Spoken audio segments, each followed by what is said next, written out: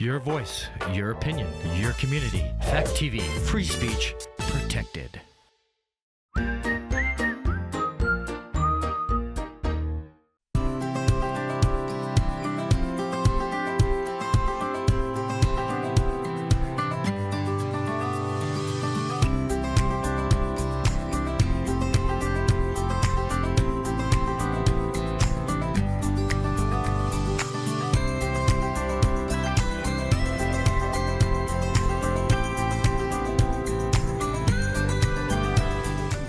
Road. I'm your host, Chris Roberts. Yep, got to put some reading glasses on today. Getting kind of old. Tried to put them off as long as possible, but when I was looking at this stuff today, it just didn't look bright enough. So here it is. We are to Wednesday afternoon as I'm doing this. Tomorrow, with the big debate is scheduled. And just think, tomorrow, two individuals running for president of the United States have a combined age of about 160 years old. It's, I guess it's something to say that some of our best presidents, you know, Theodore Roosevelt, classified as one of the top 5 best presidents that we had, was in his early 40s. John Kennedy, a great president that a lot of people like, and they said he would probably be one of the best, if not assassinated. He was in their early 40s. You know, Barack Obama, you know, I wouldn't consider him one of the top 5 or even the top 10 presidents, but he was a young man, and then you could see how much he aged over 8 years. George Bush the same, Jimmy Carter the same. But the getting someone who's going to be 80 years old or older as president of the United States, yeah, we have a Warren Buffett. I think he's pretty close in 98, 99. His partner, I think, just passed, but I'm not sure. I know he was like 99. But those guys are the exceptions. And they don't have the physical and mental demands. There are very, very few corporations that have a CEO that's 80 years old. And a lot of times the few that have a CEO that's 80 years old was basically the founder of the corporation and made sure he or she kept a lot of shares. Like Boros of Amazon. He doesn't work at Amazon or anything more, but he's got a lot of shares, and as Amazon goes up in value, his wealth goes up in value. But it's just hard to believe. If I'm a CEO of General Motors, CEO of one of the biggest corporations in the world, I don't have to make life and death situations. I don't have to pander to different groups. My decision may result in loss of value or market share. For example, Bud Light, with their decision to do that commercial. It cost them market leadership. It cost some people their jobs. But it cost some people their homes because they lost their job. They cost other people their livelihood because the distributors could not make money anymore. But that's nothing compared to making the wrong decision on Iran or making the wrong decision on Ukraine or Russia or Israel or the Palestinians or the Houthis, because those could be massive decisions resulting in worldwide complications. And so, I don't think either one has the 24/7 mental capacity to survive if we had a very serious situation that demanded around the clock decision making 3, 4, 5, 6 days. Do we go to war? Do we bomb this? Do we do that? That's the president's call. Okay? Now, when we look at the president, who does the president surround himself with? You got a Secretary of State who got a bunch of other people to sign off on a piece of paper that's saying Hunter Biden's laptop was fake and it was Russian influence, and Russia was making this up. And they knew at the same time it wasn't.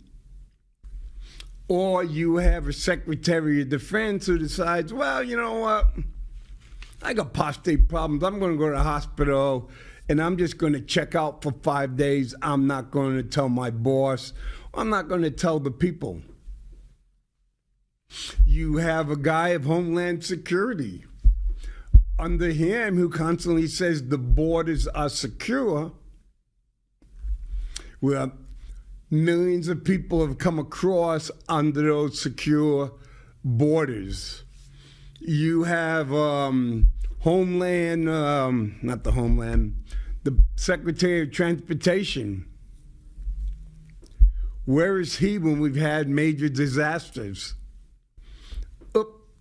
I'm out on maternity leave. You're just going to have to get me later. You have the train derail in Palestine, not overseas, but in the United States, and he doesn't think it's any big deal. He doesn't show up. So some of those people are payback hires.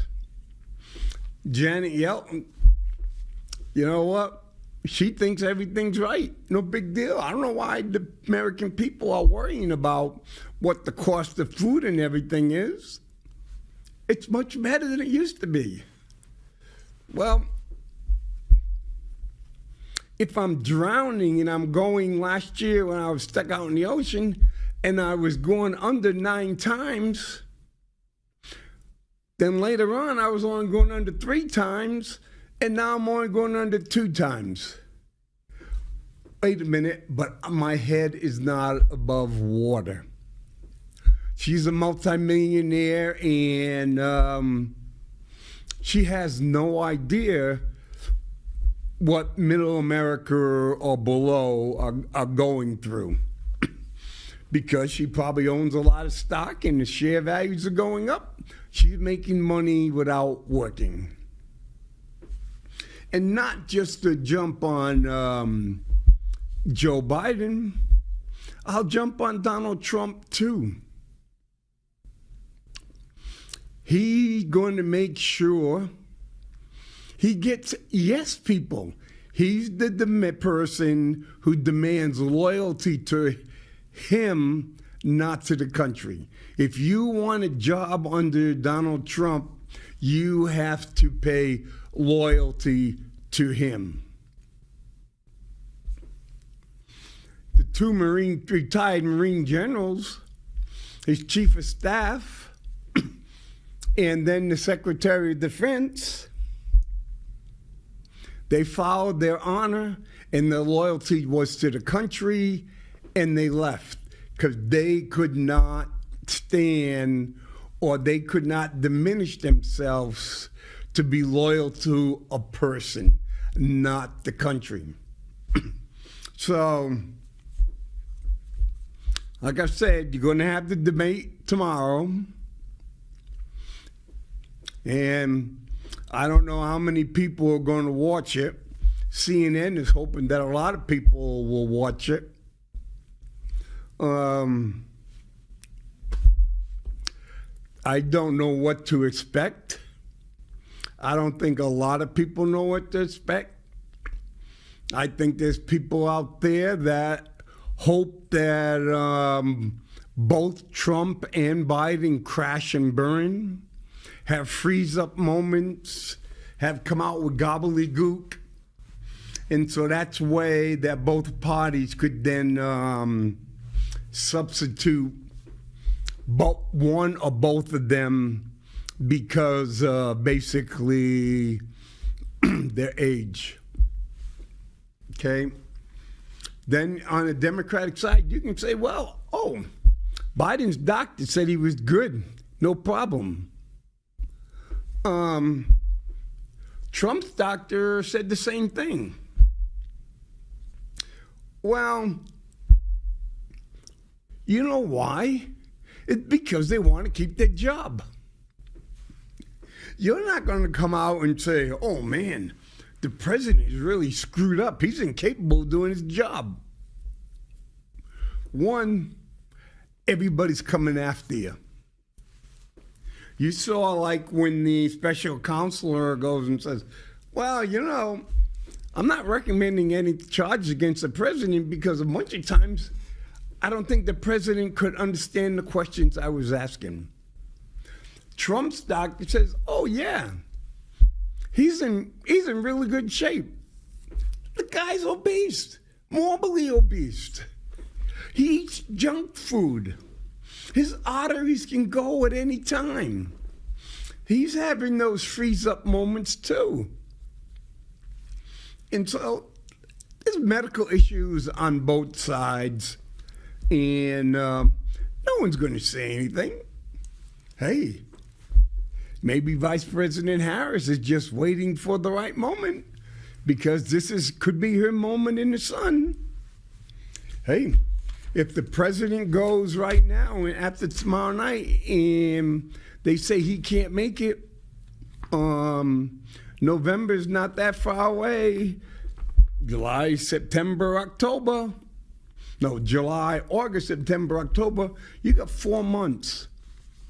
Who does the Democrats pick in 4 months? They can go, oh man, if we pick a white guy or a white woman over Harris, we might lose the black vote. Okay? Or we do this. Oh, we can't pick the governor of California right now because he's having a lot of problems. Okay? So Trump really has it bad. Who's going to stand up and say, you know what? Mr. Trump has some serious problems, and we don't think medically he's capable of handling the job. I don't think too many people have the necessary moral courage to go up and tell Donald Trump that this is the truth, this is what's best for the country. Nope. Looking at Donald Trump, all this stuff, it's almost kind of like saying Donald Trump's wish is to die as president of the United States. He would much rather die as president of the United States than step aside. So, and despite what anybody, people would like to say, Donald Trump being elected president of the United States is not going to be the end of American democracy. Yes, there's a lot of, you got to be polite way to say it, Like we used to say in the Marine Corps, there's some people who's so far up the boss's head that they have ring around the collar. Both Donald Trump and Joe Biden have a lot of people that have ring around the collar. But I have trust in the American people. The reason I have trust in the American people, throughout our history, even before the Revolutionary War, we always had people who stood up and were willing to write another chapter in the Profile of the Courage book. If you were only going to read one book in the rest of your lifetime, I would ask you to read Profile in Courage by John F. Kennedy. That will show you real men and women in the United States, real men and women that should be studied and be emulated in the United States, men and women that stood up for the country, for United States. And we still have men and women like that. And you know what? You don't even know who they are. I don't know who they are. They're the men and women who stand up when the situation calls for it. They're not going out looking to be a hero. They're not going out to look to be in the history books and things like that. They're just living their simple life. Then the moment will call, they will stand up, they will do what's necessary to help our country, and they'll just go home and just return to what they used to do. That's what America is about. Those are the American leaders. A lot of those people in Washington are not leaders. They're out and out politicians, and basically they have to sell their souls to the party leader to even get support to be able to run. Very, very, very rarely does an outsider ever get to win. It's always the chosen one. It's bringing down. Every national election, maybe there's about 8, 9, 10 people of the chosen ones that will lose their seat or will not get elected to fill an empty seat. But we need to stop having people put fear in us. We should not be living in a country based on fear. You know, if someone raises a hand in a certain way, oh, that's a Nazi salute, or this, or that, or they're going to put an end to this, they're going to put an end to that. No, because if you look at history, you go back, mayor, congressman, senator, governor,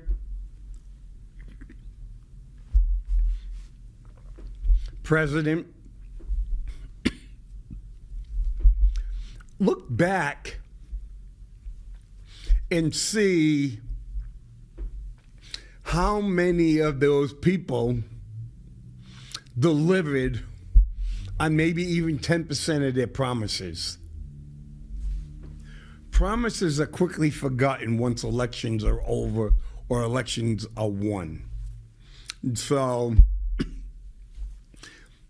So not if the armed forces is not going to, all these military officers are not going to pledge allegiance to the president, whether Democrat or Republican, because you can't. The Constitution doesn't let us. Do we have some officers that are unbelievably radical? Yes, we do. But they're a small number. There's no way they can go and pledge their allegiance to the President of the United States and have a coup. We're not like right now, we don't have South American or African or Southeast Asia type coups. That won't happen in the United States. And another reason we shouldn't have to worry about that is because those congressmen and senators want to be re-elected again.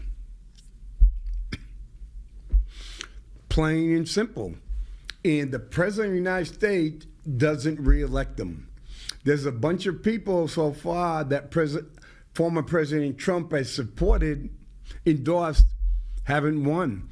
There's people that President Biden is endorsing, haven't won. So, let's stop having the media instill fear in us. Let's stop politicians from instilling fear in us. You know what? If President Trump gets reelected, and he says, I want to do all these tax cuts, okay? He's got to get Congress to go along with him. And if you're shown with Trump, you're shown with Obama, and Biden, there's times where they had control and they couldn't get it done because people look at their own self-interest and want to get elected. And you know what? Look at the worst part. If you cut the taxes and the government can't provide services and people don't have money, guess what? They don't buy. And if they don't buy, we go into a recession. And guess what? Hey, so I'm a billionaire. My taxes get cut, so I only have to pay 3% less tax a year. Oops. But the share of my stock went down 20% as the stock market crashed. So there's some pretty good economists out there. There's a lot of unbiased out there. Yeah, Biden has his economists and they tell him what he wants to hear. Trump has his economists and they tell him what he wants to hear. Again, if they speak the truth, they get fired. Plain and simple. That's a little bit longer rant that I planned on doing on the two basically 80-year-old guys that are going to debate tomorrow. And I'm glad I got a committee meeting tomorrow so I don't have to watch these two 80-year-old guys. I can tell you, it's not going to be a John Kennedy, Richard Nixon type of debate. No sirree. One of the things that I want to talk about, and here again, we talk about poverty level. Okay? So if you go to the news, or you go read the paper, and you go and say, oh, the official poverty line, the number goes up every year based on what the percentage is. So if Social Security goes up 3%, the poverty line will move up 3%. So depending on how much money people are getting in the wages and stuff, poverty could increase, poverty could decrease. So if I'm right below the poverty line and I get a 5% increase, while the poverty line goes up 3%, I'm now just above the poverty line. Okay, the poverty line. No one explained to me how someone making $17,000 a year, which is right around the poverty line, can live. Can you live on $17,000 in Keene by yourself? Hey, you know what? Maybe you get a halfway decent apartment or little crap hole for $900 a month. Oops, that's $8,100. No, that's basically $10,000. You'd be paying $10,000. That would leave you $7,000 left, to do everything else for the cost of the year. So basically, $650 a month for food, for clothes, for utilities, for medical, all that kind of stuff. So basically, $650 a month. That ain't a lot of money. So, maybe we need to stop talking about the poverty line, because the poverty line doesn't really mean much. Because if you're right there at the poverty line, there's ways that you can get help. And plus, when we talk about the poverty line and we say, oh, it's only 11%. That's not really a big number to people. Oh, but if I go say 11%, I can say, well, 2,500 people in Keene are below the poverty line. 2,500 of them. And we're told there's only like 150 to 200 people in Keene that are homeless. Well, if you have 2,500 living below the poverty line, and say you have 200 that are homeless, where do the other 2,300 people below the poverty line go? Couch surfing, unsecure housing, go in different places.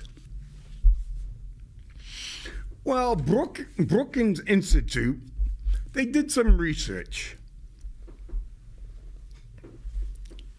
And they says, throw the poverty line out and let's come up with a term, basic family budget. Okay? But the media or politicians not going to like the term, the basic family budget. Because if you use the basic family budget, 59% black, 66% of Hispanic, and 37% of white families can't meet the basic family budget. It goes, how many people struggle to meet daily needs? It is common for popular media to report on the official poverty rate. The federal poverty rate for New York City is the same for Biloxi, Mississippi. So if the poverty rate for a single male is 17,000 in Biloxi, Mississippi, and it's 17,000, if I move to New York, it's still $17,000. Okay. A family of 4, 2 adults and 2 children. You know what the official poverty rate is?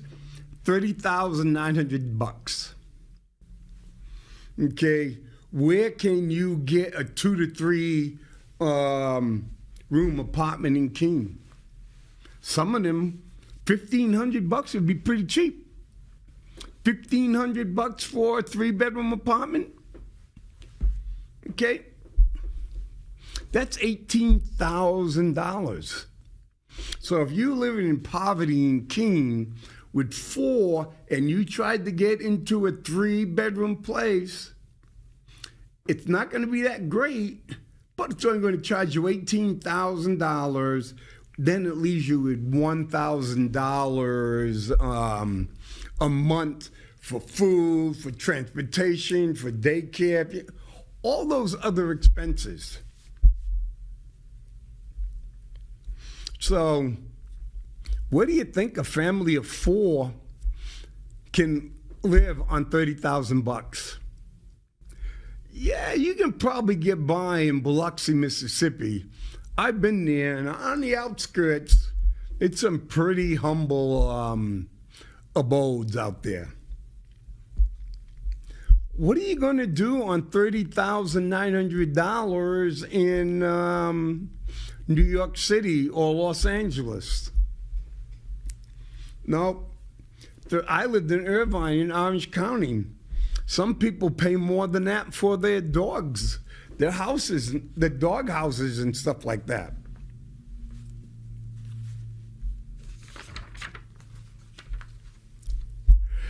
You know, when you go for family budgets, that is all the basics. Just the cost of necessities. For every family level on which the government said meets the poverty, okay, no one can afford to live.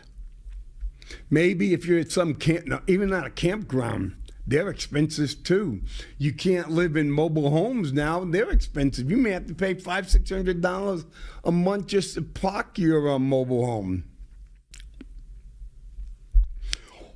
What a family budget is, the basic family budget, is food, housing, health care, child care, transportation, taxes, and other necessities. Even though you don't have a lot of money, you still got to pay taxes. So if you make $31,000, you're still going to lose over $2,000.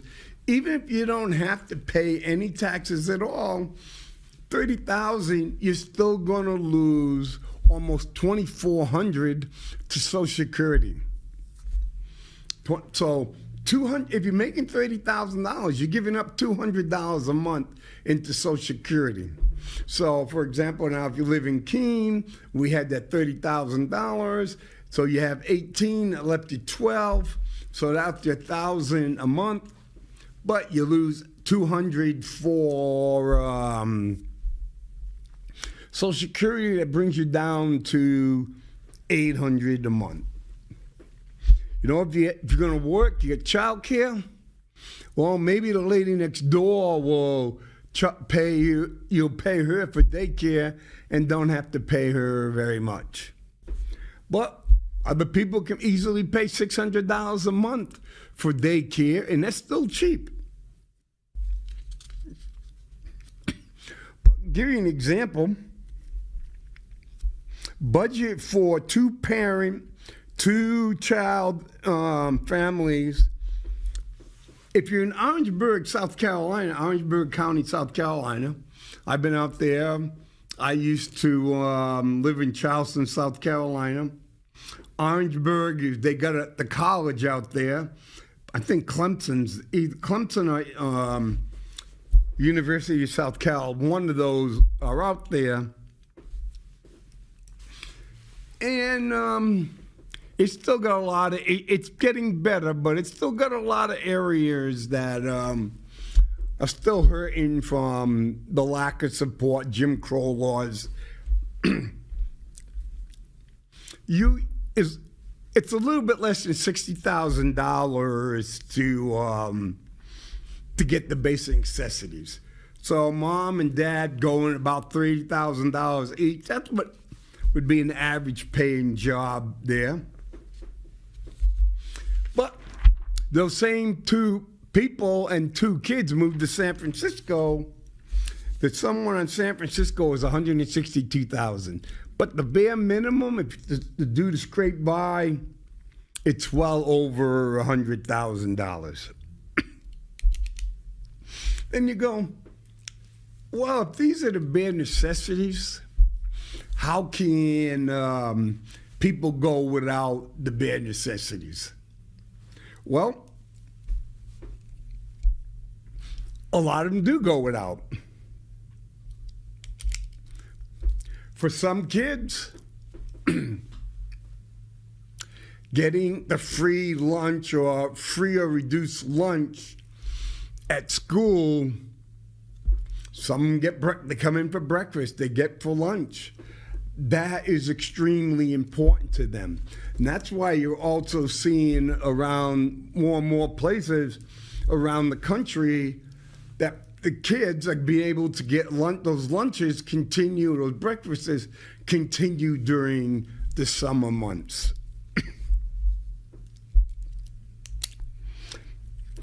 The thing that favors some of the low income, they get some support from federal and state, food stamps. They may get if they're lucky, they get subsidized housing, get Section 8 housing.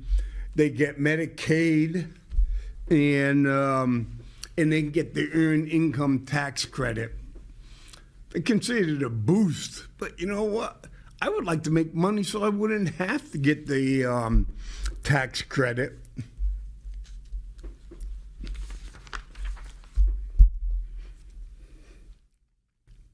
But you know what a lot happens? So I can't cover my necessities. So when they say, oh, so many people don't have $400 to cover emergency. If the car breaks down, okay? Last week I had to bring my car to the dealership, not the dealership, another guy. The springs were going some bad, my brakes were locking up, and I had some other little issues and everything. I wasn't even think about it. And then they called me and said, hey, your car's ready. I said, okay, how much is it gonna cost? $1,050. Now, if I was one of these individuals, one of these families, I got my choice. What am I going to give up so I can come up with that $1,000 to pay to get that car back? Because if I don't get my car back, I can't go to work and I can't earn money. And if I don't go to work and I can't earn money and I fall behind on the rent and then I get evicted, where do I go then? Other one goes and says, oh, you've been evicted before. I'm not taking you in. So what happens?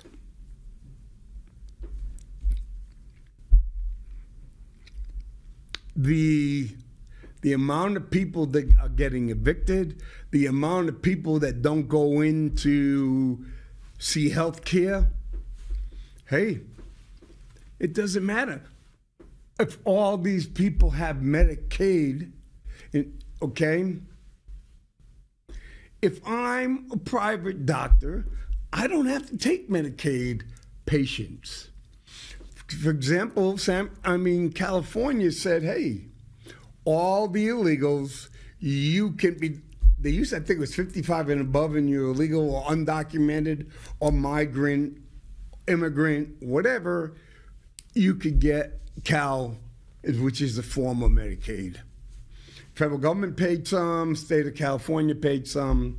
So now California went and said that everybody can get it. But California goes and pays some pretty low rates. And California was hoping to get the federal government to raise its share. The federal government says no. And so here's the catch. You have 100,000 doctors and 5 million people, okay? Now you have 100,000 doctors and you have 6 million people. So these doctors are going,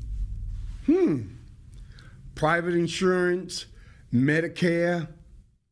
So they're taking Medicare people, they're taking private insurance, they're taking cash payment people, but they're not taking the Cal-Cade, and a lot of them are not taking Medicaid because they don't make enough money. And why would I want to take someone that I'm going to get less money for? So just because you have access doesn't mean you're going to be able to use it, because you have to get someone to accept it. Okay, if like here in Keene, every once in a while you'll have them get on the place an ad saying, hey, we're looking for landlords to rent out to the families that we have, and we'll give you extra money every month for a year. Or the federal government will go, hey, we're going to give you 300 Section 8 vouchers.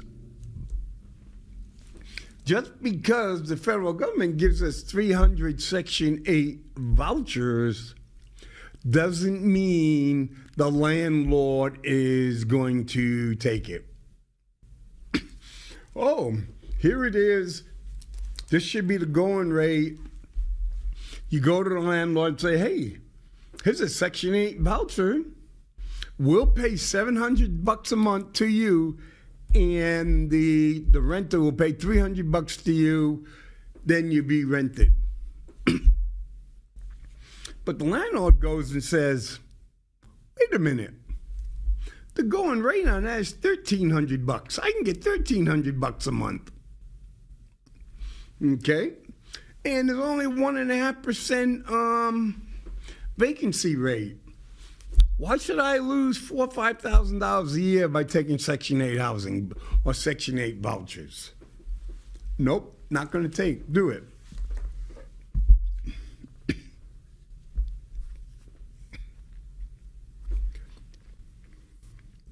And see, when the individual who was doing the research, he lowered the rents in each budget to an estimate of the 20% percentile of rent by county as compared to the 40th percent level embodied by HUD fair market rents. So, again, if HUD says the fair market in here is $1,000, but the 40% level is $800, that's what it bases its vouchers and things on. So why would I want to give it up? I would only give it up if they had a high occupancy rate and I wanted to keep going. And he reduced health care by 1/3. Child care reduced by 1/3, transportation by half, other necessaries, which include clothing, household supplies, furnishing, is arbitrarily reduced by 50%. Okay. And so, wait a minute. So what he's saying is, what these people, bare minimum, what these people have to pay is much lower than reality.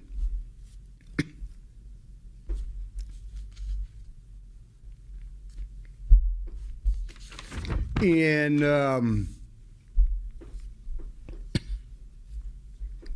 okay.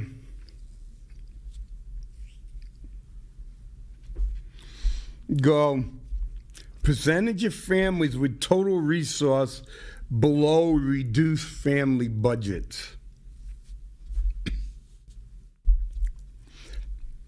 Right now, thrifty food and 20% housing. So basically, if you go into the dollar store, you go into Walmart, you go in Mr. G's, or you go into Aldi's, and you're just doing it, you're not getting fresh fruit or anything, you're not getting cherries or grapes, and you're only paying at the 20% level, 35% of all households in the United States do not have enough money to cover the basic necessities. That's it, 35%. Cutting it down, blacks are 48%, Hispanics are 57%, and white are 29%. If you're a single black parent with one child or more, 81% of single black women, or most of them be single black, would be women, but it can be men, 81% cannot cover their costs. Hispanics, a single Hispanic with one or more children, 87%. So, what about the migrant women with the children? If I'm from Venezuela or El Salvador or Guatemala or Nicaragua, and I meet Colombia and I fall into this Hispanics, I'm a single Hispanic parent with one or more children, I would have greater than 87% chance of not covering the basic needs. Black single female, or with black single parent, counting both female and male, it was 81. Black single female parent with one or more children is 87%. And when I go in, and I go, so we can talk and we can look the other way. We can listen to them talking about the poverty level, how the poverty level is it's improving. Okay. When I go in and I gave you those numbers and you go, well, those are black, those are Hispanic, part of it is racism, part of it's not having the right language, skills, part may not be educational skills. Okay, when we go to family structure, one adult and no children, 59% of people, just a single adult, and in most cases a lot of them are male, cannot come up with the basic amount to cover the basic necessities. One adult, two children, 84% of say if it's a single mother and two children, she has an 84% chance of not being able to cover the basic needs. Clothing, housing, taxes, car, transportation, medical. This is a real one, but if you have one parent with four or more children, 96% chance. 96% chance. Two adults working together, living together, 30% of two adults living together do not earn enough money to cover their basic needs. 30%. You probably see two college grads living together and stuff, being roommates. They don't make enough money to cover their basic needs. Two parents, two children. So you may have a couple, married people, man and wife, one woman, man, whatever. They're a married couple, a committed couple, and they have two children. They're doing everything right, what they're told to be able to do in America. It's the moral thing to do. You get married, you have children, you have a stable relationship. Well, 41% of the people that are in a stable relationship with two children who are meeting the definition of what it is to be American and to go towards the American dream cannot meet their basic necessities. You may see them. They got that old battered 12, 13, 14, 15-year-old car, may have some rust spots here and there. Their kids are wearing some of the older clothes. You'll see them in the thrift shop, or you'll see them in Mr. G's, or in some cases you'll see them robbing the Planet clothes bins and stuff, searching for stuff to wear. And two parents with four more children at 67%. And these are brutal numbers. And this is where the gentleman who was doing the research lowered the cost of housing down to the 20% level of the area. You're not going to be able to rent an apartment really at the 20% level in the Keene unless it's something like a mother-in-law or an in-law place that someone built outside, or someone is renting a room to you. And say, for example, there's some places where right next door to where we're televising, filming this. I used to live there when I was a student at Keene State College, right there on School Street. Now, I think I paid like $15 a week. Now it's kind of like, I think maybe 8, 9, 10 people living there. So their cost of living, they would be down in 20 and 30% range because they're renting a room. Back when I was there was shared bathrooms, shared tubs. I don't know what it is right now. The other one that's over there on Court Street, right across from the courthouse, where they have the Asian food place. I used to live there when I was going to college, and I paid $10 a week. Again, small apartments, so again, the cost is lower. So that's what it is. That's how it brings those numbers down. But the thing, we can give $150 billion to Ukraine. We can do this. We can reduce $120 billion on student loans, the money we give Israel.